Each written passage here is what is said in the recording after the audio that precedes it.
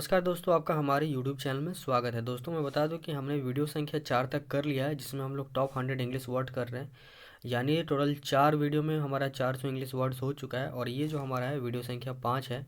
ठीक है, ये हमारा 5वां वीडियो है। ठीक है, इंग्लिश होगा जो SSC, बैंकिंग, डिफेंस और अन्य किसी भी स्टेट लेवल के कम्पिटिटिव एग्जाम्स हो या फिर RBI के एग्ज़ाम्स हो, IBPS के एग्ज़ाम, सभी में जो है आपका इंग्लिश वर्ड्स जो आए हुए हैं, पूछे गए वर्ड्स हैं, वो आपका यहाँ पे सारा चीज़ मैं करा रहा हूँ। ठीक है, तो ये 5वां वीडियो है। ये लेकर के टोटल 500 इंग्लिश वर्ड्स हो जाएगा।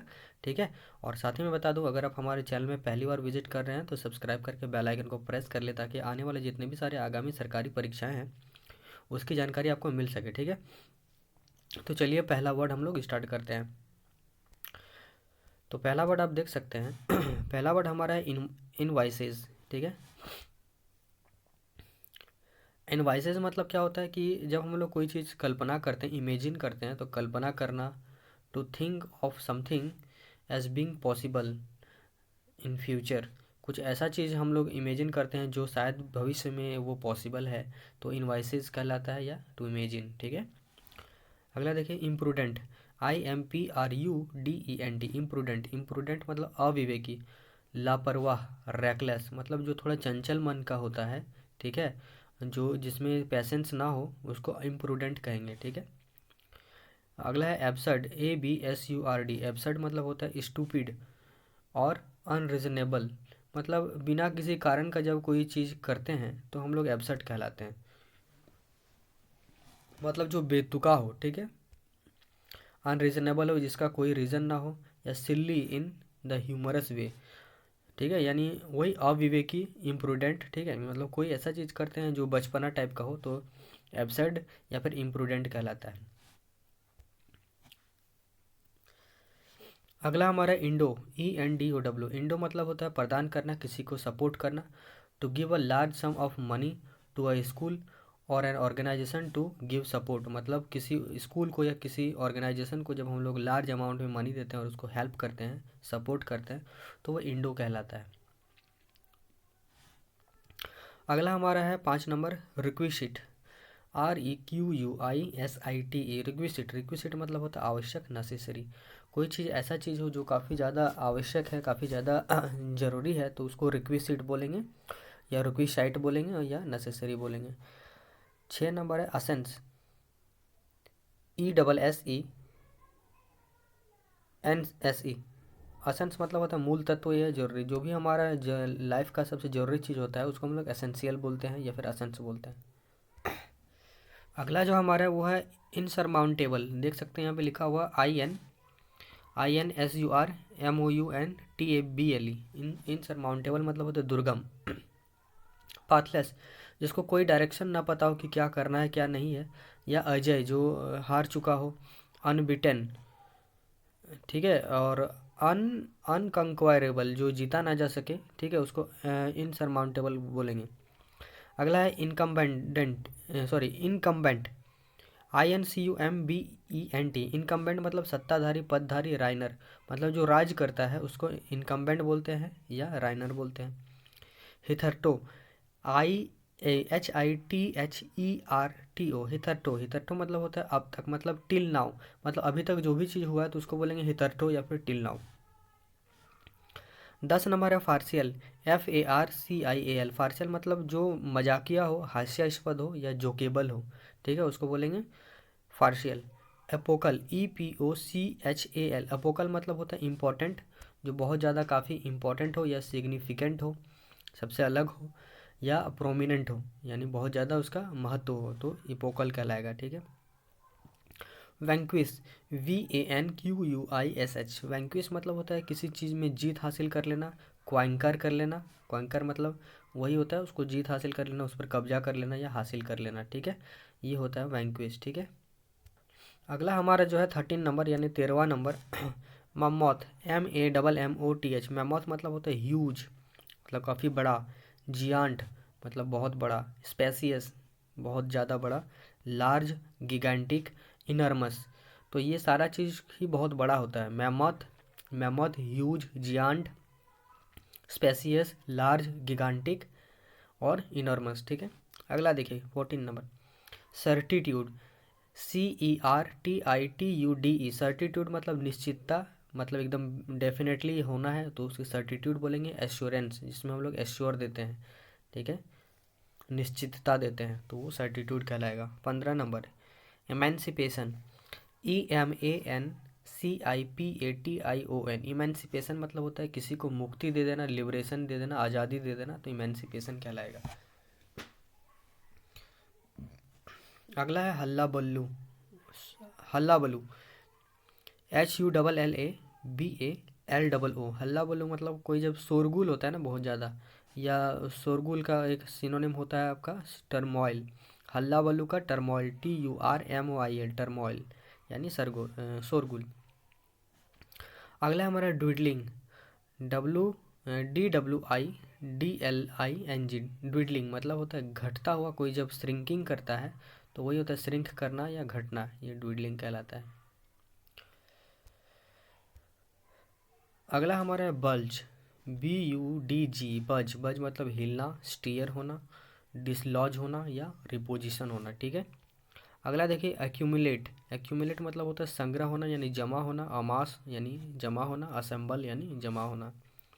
अगला देखिए डिसमल, DISMAL, डिसमल मतलब होता है कोई चीज़ जब निराशजनक हो या डेस्परेट हो या सैडनेस हो उसमें, तो वो डिसमल होता है। प्लंज, PLUNGE, प्लंज मतलब नीचे आना, सिंक करना या क्रैश हो जाना। उसके बाद है हैब्रिस, HABRIS, हैब्रिस मतलब अभिमान, जब हम लोग अपने आप में अभिमान करते हैं, अहंकार करते हैं, तो वो हैब्रिस कहलाता है, या अभिमान का सिनोनिम होता है सुपरसिलियसनेस, ठीक है, सुपरसिलियसनेस, SUPERCILIOUSNESS। अगला हमारा है न्यूजेंस, NUISANC, न्यूजेंस मतलब बाधा, रोक, या मिनेस, MENACE, ठीक है।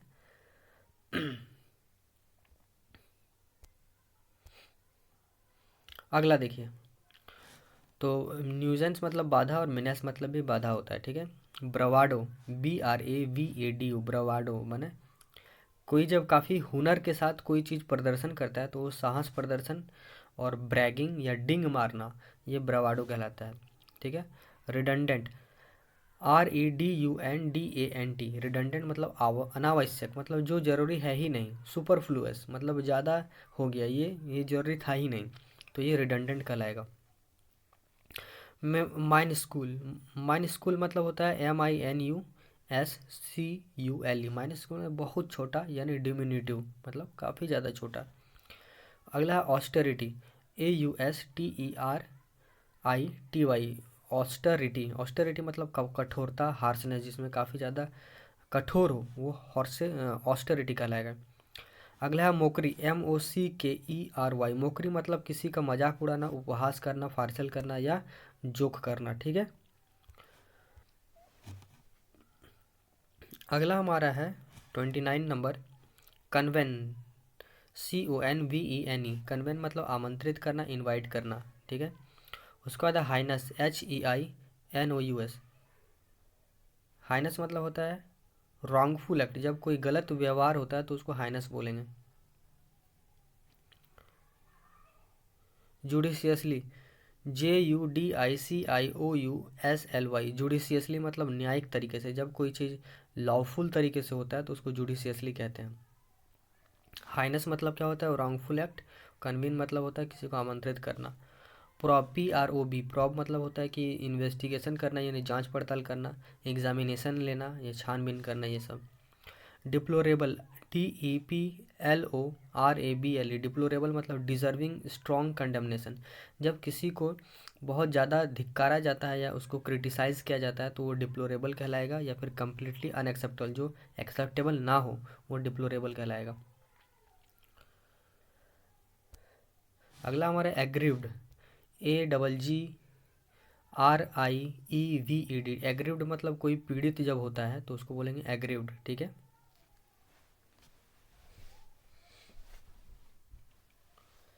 अगला है एंग्विश, ANGUISH, एंग्विश मतलब होता है पीड़ा, ठीक है, और एग्रीव्ड मतलब पीड़ित। प्रोनाउंसमेंट, PRONOUNCEMENT, प्रोनाउंसमेंट में घोषणा करना, मतलब अनाउंस कर देना, ये घो कहलाएगा। डिक्लेयर कर देना, क्लेम कर देना, ये सब आपका कहलाएगा प्रोनाउंसमेंट। कैप्टिव, CAPTIV, कैप्टिव मतलब बंदी बना लेना, उसको कैदी कर लेना, कैच कर लेना, ये सब होता है। इक्विशेंट, AQUIESESCENT, इक्विशेंट। इक्विशेंट मतलब होता है संतुष्ट करना, सेटिस्फैक्शन देना, ठीक है, एक्विशेंट। अगला है एक्सप्रोप्रिएशन, EXPROPRIATION, एक्सप्रोप्रिएशन मतलब जब्त कर लेना। कोई चीज़ है जिसे जब्त कर लिया जाता है तो एक्सप्रोप्रिएशन कहलाएगा। एक्सप्रोप्रिएशन या फिर सीज कर लिया गया या कैप्चर कर लिया गया। अगला है फ्लोरा, FLORA, फ्लोरा। फ्लोरा वनस्पति जगत के जितने भी सारे पेड़ पौधे होते हैं वो फ्लोरा कहलाएगा। Purview, PURVIEV, purview. परव्यू मतलब कार्य क्षेत्र, ठीक है, एक जो पूरा क्षेत्र होता है, साइड होता है, उसको परव्यू बोलेंगे। Tip the scales, tip the scales का मीनिंग होता है बैलेंस करना, दोनों तरफ बैलेंस करना। बी द डिसाइडिंग फैक्टर, कोई चीज़ है जिसका हम लोग डिसाइड करते हैं और एक सही फैक्टर में आते हैं, बी द डिसाइडिंग फैक्टर, एक सही जगह पर आते हैं तो उसको कहेंगे बैलेंस कर ली या tip the scales. On the ground, on the ground का मतलब होता है इन अ सिचुएशन, एक ऐसा एक किसी सिचुएशन में पहुंचना तो उसको बोलेंगे on the ground. At stake, at stake का मतलब क्या होता है, एट STAKE, स्टैक मतलब एट रिस्क, मतलब रिस्क पर या फिर इन क्वेश्चंस, जब कोई प्रश्न हो या रिस्क के समय में जब कोई चीज़ किया जाता है तो एट स्टेक कहलाएगा। सेट द मूड, मूड को सेट करना यानी स्टेब्लिश अ सर्टेन एटमोसफेयर, जब हम लोग किसी एक निश्चित एटमोसफेयर को इस्टेब्लिश करते हैं तो उसे कहते हैं सेट द मूड। अगला देखिए, अगला है ऑफलेट, OFLAT, ऑफलेट मतलब होता है रिसेंटली, मतलब जो हाल फिलहाल में कोई चीज़ घटित हुआ हो या फिर लेटली, ठीक है। ऑब्नॉक्सियस, OBNOXIOUS, ऑब्नॉक्सियस मतलब होता है एक्सट्रीमली अनप्लेजेंट, जो बिल्कुल भी खुशी देने वाला ना हो वो ऑब्नॉक्सियस कहलाएगा, ठीक है। कन्वीनेंट, CONVENANT, कन्वीनेंट मतलब होता है बॉन्ड, जब आपस में कोई बॉन्ड होता है तो उसको कन्वीनेंट कहेंगे। बुल्ली, BULLY, इसका मतलब होता है टेरिफाई करना, धमकाना, डांटना, हॉरिफाई करना, डॉन्ट करना या इंटिमिडेट करना। तो बल्ली का सिनोनिम हो गया टेरिफाई करना, हॉरिफाई करना, डॉन्ट करना, डॉन्ट मतलब डांट देना, इंटिमिडेट करना, ये सब, ठीक है। अगला है इंट्रासिजेंट, INTRASIGENT, इंट्रासिजेंट मतलब होता है अनकम्प्रोमाइजिंग, जो कंप्रोमाइजिंग नहीं है कोई भी चीज़ वो कहलाएगा, ठीक है, जिसका सुलह नहीं हो सकता वो इंट्रासिजेंट कहलाएगा या फिर इनफ्लेक्सिबल कहलाएगा, ठीक है। सैंक्शन, SANCTION, सैंक्शन मतलब होता है प्रतिबंध लगा देना, रिप्रीव मतलब उसको रोक देना, पोस्टपोन कर देना, पनिशमेंट दे देना या कैंसिल कर देना।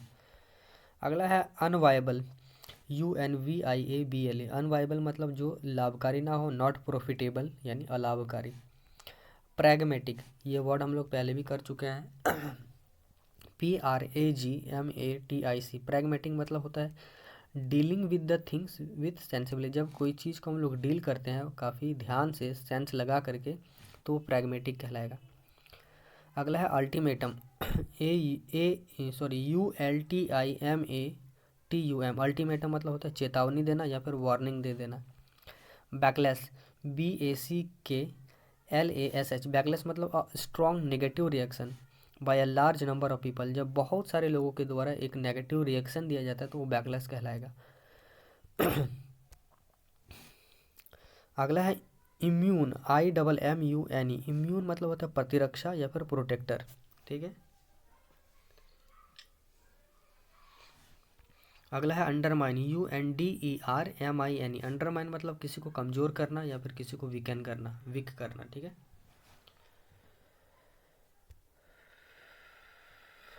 अगला है इम्प्लिसिटी, IMPLICITY, इम्प्लिसिटी मतलब कंप्लीटली, पूरी तरह से या फिर अनडाउटेबली, ठीक है, ये होता है इम्प्लिसिटी, ठीक है। अगला देखिए, अगला हमारा है डेसिमेट, DECIMAT। डेसिमेट मतलब होता है डिस्ट्रॉय कर देना, बर्बाद कर देना, डेसिमेट कर दिए। रिट्रेट, REITERATE, रिट्रेट मतलब दोहराना या रिपीट करना। इंडोर्समेंट, ENDORSEMENT, इंडोर्समेंट मतलब समर्थन देना या सपोर्ट देना, ठीक है। On the table, on the table का मतलब होता है हैव समथिंग फॉर डिस्कशन, मतलब कोई ऐसा चीज़ जिसको डिस्कशन करना है तो बोलेंगे on the table. At the cross road, at the cross road का मतलब होता है कि एट एन इम्पॉर्टेंट सिचुएशन, एक बहुत ही महत्वपूर्ण situation, when decision to be deal और मैच, जब किसी डिसीजन को लिया जाना है या फिर उसको बनाया जाना है तो वही होगा at the cross road. Call the shots, call the shots का मतलब होता है बी इन कमांड, मतलब अपना बॉस बन जाना, तो बी द बॉस, ठीक है, यही होता है call the shots. Turn sour, sour का मतलब खट्टा हो गया, ठीक है, सॉर मतलब खट्टा होता है, तो टर्न सॉर मतलब खट्टा हो जाना। बिकम अनप्लीजेंट, जो अनप्लीजेंट हो या फिर बी अनसक्सेसफुल, जो असफल रहा हो, तो टर्न सॉर हो गया, ठीक है, उसका कोई रिजल्ट नहीं आया तो बी सॉर बोलेंगे, sorry turn sour. Loss no time, अब देखिए कोई टाइम अपना लॉस नहीं करना चाहता, यानी वो बहुत ज़्यादा क्विक होगा या वेरी फास्ट होगा, ये होगा। अगला देखिए विक्टिम, VICTIM, विक्टिम मतलब पीड़ित, जब किसी के साथ अन्याय हुआ हो तो वो पीड़ित कहलाएगा, यानी विक्टिम कहलाएगा। लेकिन एक्यूज मतलब क्या होता है, ACCUSED, एक्यूज मतलब होता है अपराधी, मतलब जिसने अपराध किया है, या ऑफेंडर यानी अपराधी। कल्प्रिट मतलब भी अपराधी होता है, क्रिमिनल मतलब भी अपराधी होता है, और लॉ ब्रेकर मतलब कानून को तोड़ने वाला भी अपराधी कहलाता है, ठीक है, तो एक्यूज्ड। पोग्राम, POGROM, पोग्राम मतलब जब बहुत ज़्यादा तबाही हो जाता है, वायलेंट हो जाता है, दंगा हो जाता है, रिवॉट हो जाता है, तो ये सब पोग्राम कहलाएगा। कम्युनल, COMMUNAL, कम्युनल मतलब सांप्रदायिक समुदाय, जब किसी एक समुदाय से जुड़ा हुआ होते हैं तो वो कम्युनल कहलाता है, ठीक है। एंडिओवर, ENDEOVER, एंडिओवर मतलब प्रयास करना लगातार, मतलब उसको लगे रहना उस काम को करने में, तो एंडिओवर कहलाएगा। प्रोसिक्यूशन, PROSECUTION, प्रोसिक्यूशन मतलब अभियोग चलाना, किसी पे लीगल प्रोसीडिंग करना, मतलब कोई दोषी है उस पर क्या कर रहे हैं, कानूनी कार्रवाई कर रहे हैं, तो प्रोसिक्यूशन कर रहे हैं या फिर लीगल प्रोसीडिंग कर रहे हैं।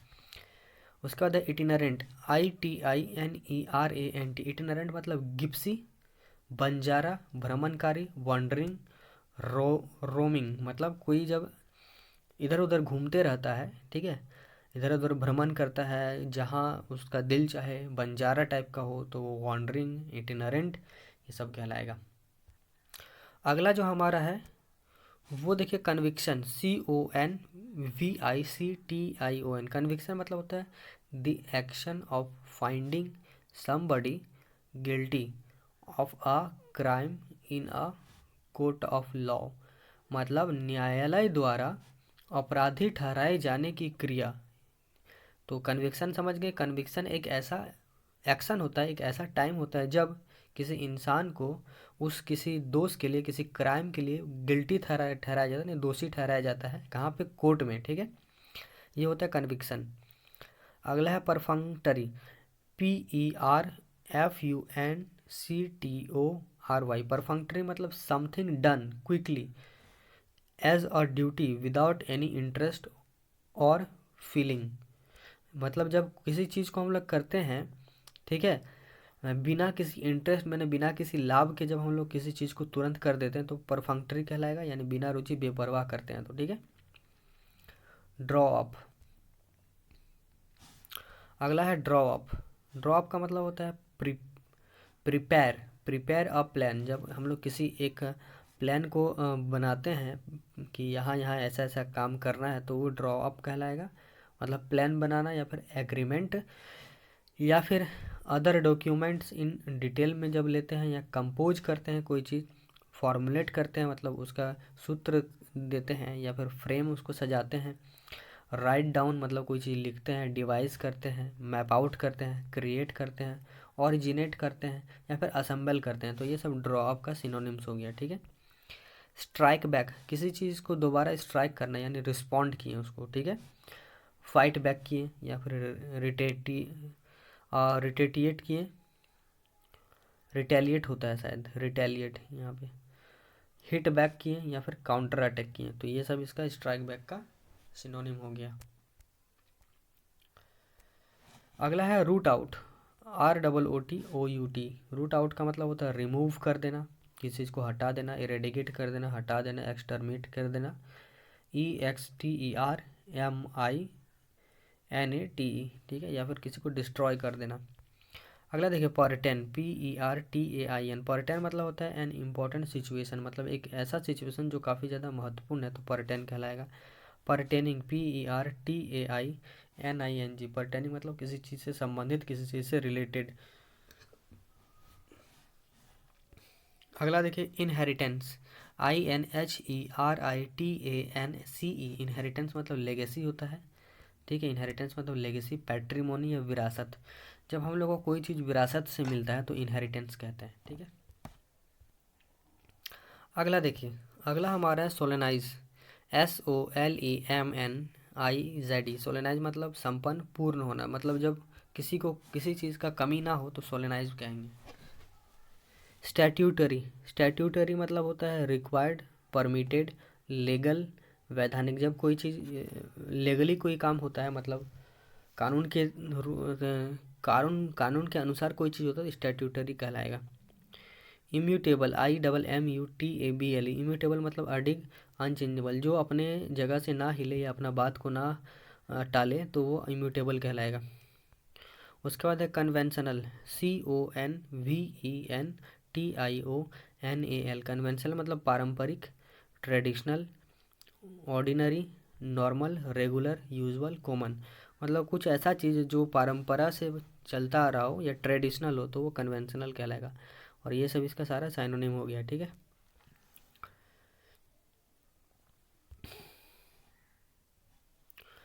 अगला हमारा है कंसेंसुअल, CONSENSUAL। कंसेंसुअल मतलब होता है कि विलिंग एग्रीमेंट, ठीक है, तो संबंधी, विलिंग एग्रीमेंट, ये हो गया कंसेंसुअल।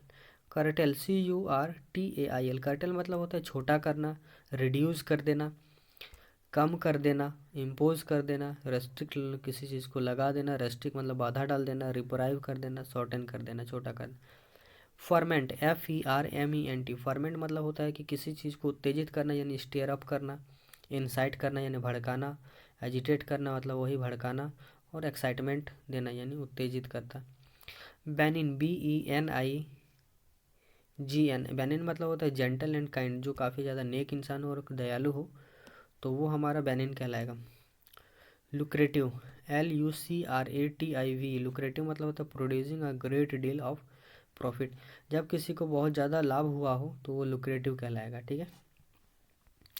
91 नंबर देखिए on account of. On account of का मतलब होता है बिकॉज ऑफ, ठीक है। ऑन अकाउंट ऑफ का मतलब बिकॉज ऑफ।